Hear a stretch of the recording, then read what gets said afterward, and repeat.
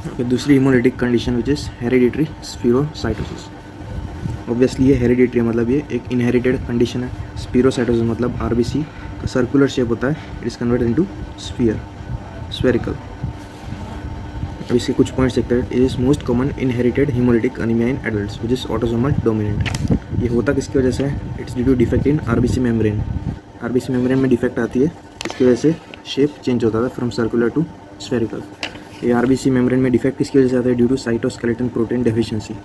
जो cytoskeleton proteins है जो स्ट्रक्चर प्रोवाइड करते हैं आरबीसी मेम्ब्रेन को, उनमें डेफिशिएंसी होती है, इसकी वजह से आरबीसी मेम्ब्रेन में डिफेक्ट आता है और शेप चेंज हो जाता है। और साइटोस्केलेटन प्रोटीन के एग्जांपल क्या है? Which is ankyrin, which is the most common cause of hereditary spherocytosis. Ankyrin protein. फिर दूसरा है स्पेक्ट्रिन और दूसरे बैंड प्रोटीन्स। यहाँ पर दिए हुए विच इज़ एंकारिन प्रोटीन। अब आरबीसी शेप चेंज हो गया, सिकल सेल स्पीरोसाइटोसिस मतलब स्फेरिकल शेप हो गया। तो जब ये स्प्लीन में पास करता है, फिर से साइटोस्केलेटन प्रोटीन डेफिशिएंसी हुई, तो इसकी वजह से आरबीसी मेम्ब्रेन में डिफेक्ट आ गया, डिफेक्ट प्रेजेंट है।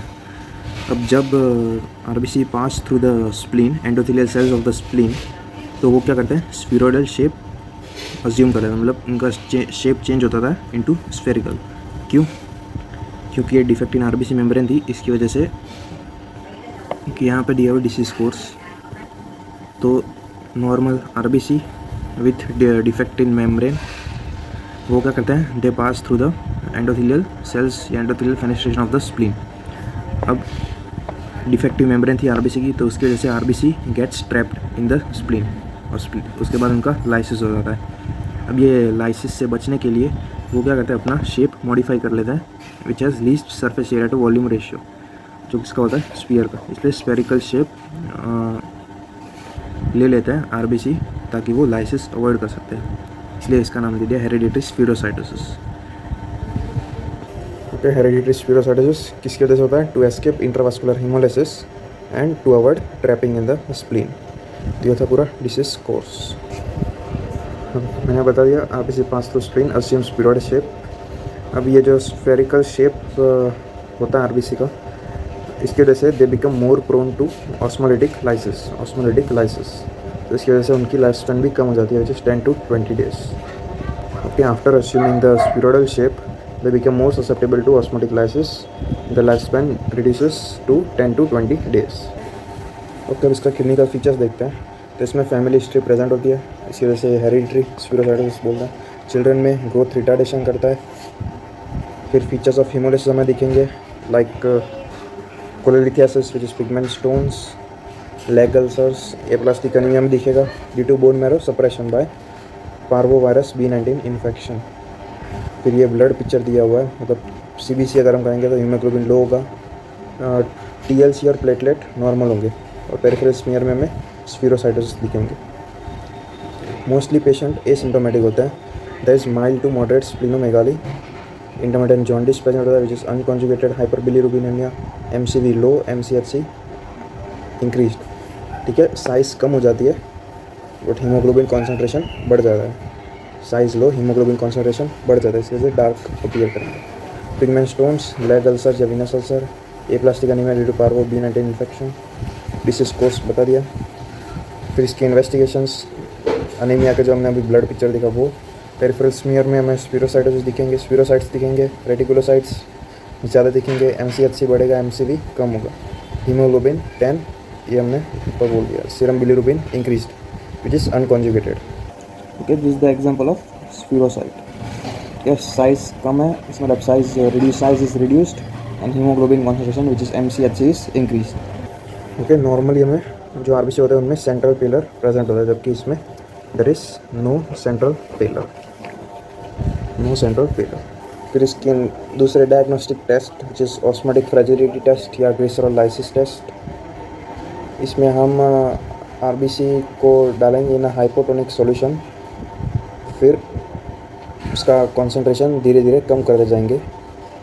तो कंसंट्रेशन कम करेंगे वैसे ही जो वाटर होगा वो मूव करेगा फ्रॉम सॉल्यूशन टू आरबीसी, तो इसकी वजह से आरबीसी स्वेल मतलब आरबीसी बिकम स्वोलन इसकी साइज़ बढ़ेगी और जैसे जैसे कम करते जाएंगे, ज़्यादा वाटर या फिर ज़्यादा सॉल्यूशन आरबीसी में ज़्यादा जाएगा, वैसे वैसे उसकी साइज़ बढ़ती जाएगी और एक टाइम पे हीमोलिसिस हो जाएगा। नॉर्मली आरबीसी का हीमोलिसिस होता है एट 0.3 कॉन्सेंट्रेशन, एट 0.3%, लेकिन स्पिरोसाइट्स का जल्दी हो जाता है haemolysis at 0.7 to 0.6%, because spherocyte is susceptible to osmotic lysis, most susceptible to osmotic lysis. दूसरे नाम है यूसिन 5 मेलेमिड ऐसे बेस्ट है, which is ektacytometry and SDS PAGE electrophoresis. ये अलग अलग है। Ektacytometry and SDS PAGE electrophoresis, they are the best test. और कूम्स टेस्ट होगा वो नेगेटिव आएगा। मेन मैं बता दिया ऑस्मोटिक फ्रेजिलिटी टेस्ट या glycerol lysis test.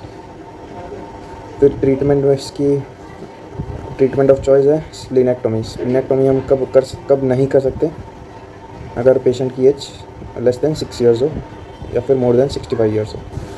स्प्लीनेक्टोमी is followed by pneumococcal influenza immunisation, pneumococcal and H influenza immunisation plus life long penicillin prophylaxis.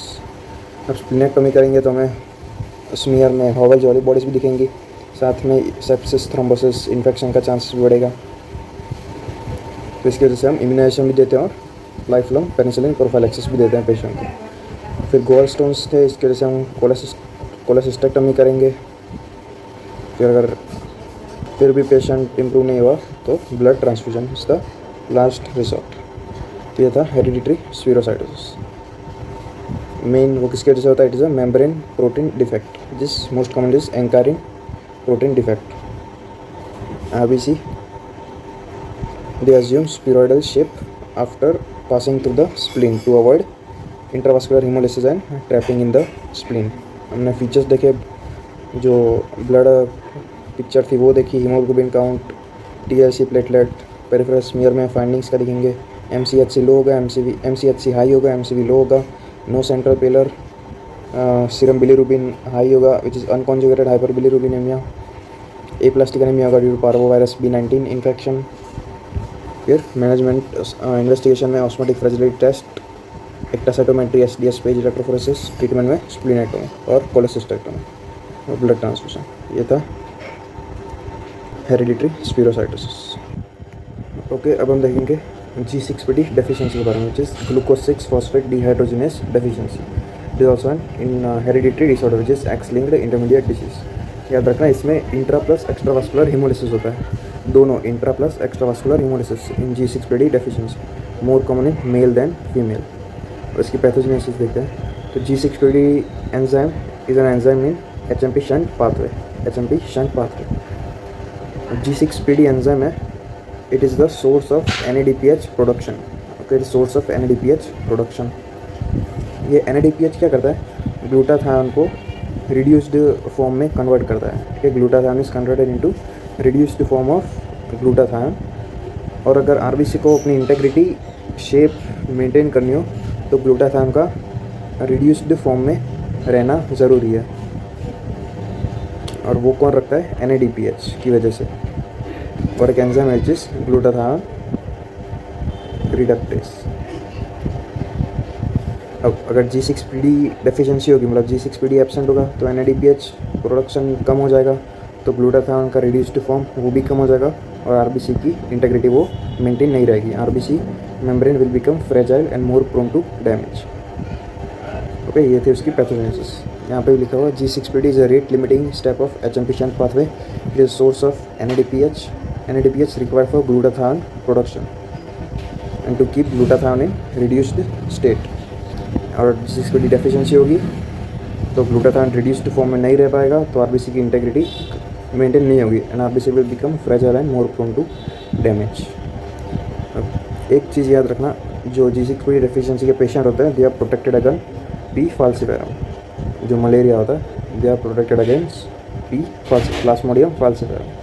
अब इसके ट्रिगर्स कौन से होते हैं G6PD डेफिशिएंसी कॉज होने के, तो एक इन्फेक्शन हो गया, फावा बीन्स हो गया, और कुछ drugs are responsible for intravascular haemolysis, और ये सारे सिम्टम्स कॉज करता है, एब्डोमिनल पेन, बैक पेन और डार्क ब्लड यूरिन के infection, fava beans and drugs कौन से हम बाद में देखते हैं। तो ये सारे ड्रग्स है which cause G6PD deficiency. Antimalarial, sulphonamides, antibacterial कोई लाइक कोट्रिमोक्सासोल,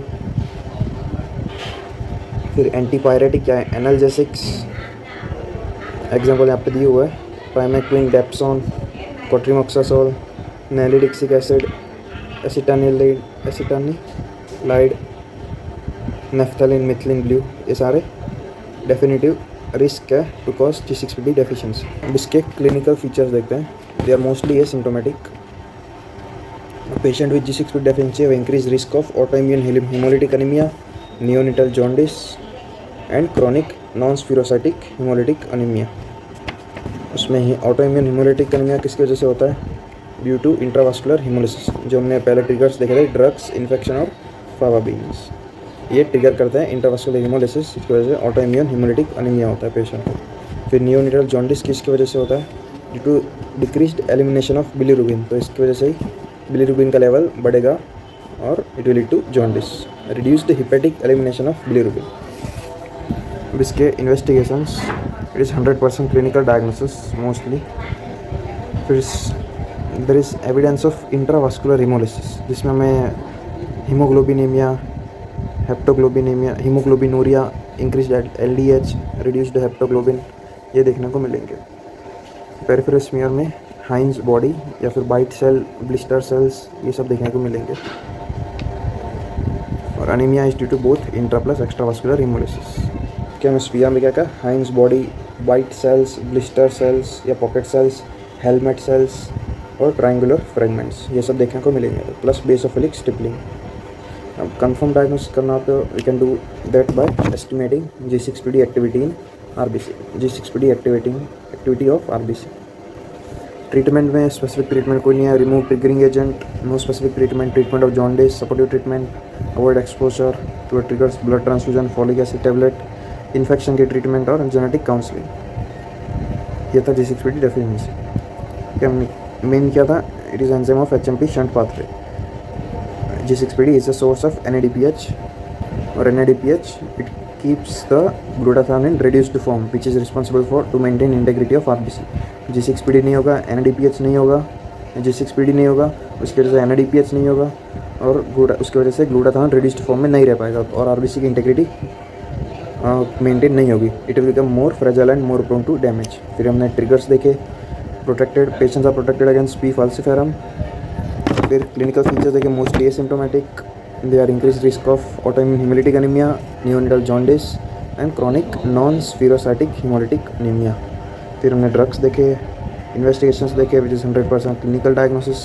स्मीयर देखे, उसमें ये सारे सेल्स हमें दिखेंगे which is Heinz body, bite cell, pocket cells, helmet cell, triangular fragments, basophilic stippling. Confirm diagnosis by G6PD activity of RBC और ये treatment.